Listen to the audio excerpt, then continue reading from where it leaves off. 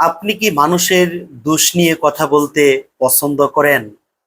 তাহলে এই ভয়ঙ্কর একটি সতর্ক বার্তা আপনার জন্য। মহান আল্লাহ তাআলা বলেন, ওয়াইলুল্লি কুল্লি হুমাজাতিল লুমাজাহ। প্রত্যেক পেছনে এবং সামনে পরনিন্দাকারীর জন্য দুর্ভোগ। তার মানে ওই ব্যক্তি ধ্বংস হবে, তার জন্য দুর্ভোগ যেই ব্যক্তি মানুষের সামনে অথবা পেছনে পরনিন্দা করে, চগুলখুরি করে, গীবত করে। গীবত সবচেয়ে বড় একটি পাপ। এই গীবত করলে আমার আপনার আমলগুলো নষ্ট হয়ে যায়।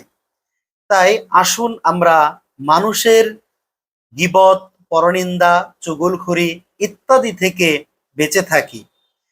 রাসূলুল্লাহ সাল্লাল্লাহু আলাইহি ওয়াসাল্লাম তিনি বলেছেন, ওই ব্যক্তি মুমিন নয় যেই ব্যক্তির জিহ্বা দ্বারা অন্য কোনো মানুষ নিরাপদ নয়।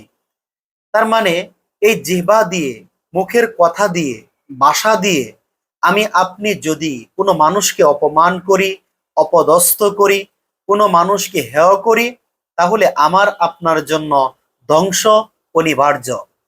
কোনো মানুষের দোষ আছে এ কথা সত্য, এর পরেও আমি যদি ওই মানুষের অগোচরে, পেছনে অথবা সামনে অন্য কোনো মানুষের সাথে তার নামে সেই কথা বলি, তাহলে সেটা হবে গীবত।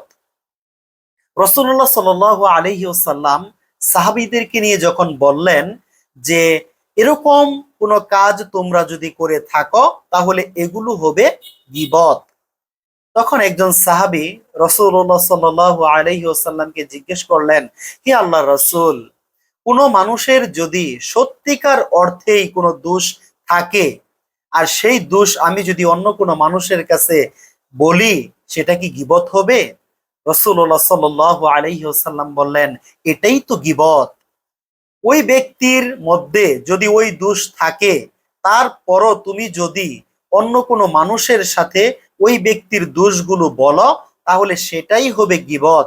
আর যদি সেটা ওই ব্যক্তির মাঝে কোনো দোষ না থাকে, তাহলে সেটা হবে মিথ্যা অপবাদ। তার মানে দুটোই হচ্ছে ভয়ানক পাপ। তাই আসুন আমাদের এই জিহ্বা দ্বারা আমরা যেন অন্য কোনো ভাই বোনের হক নষ্ট না করি। আজ থেকেই আসুন সতর্ক হয়ে যায়।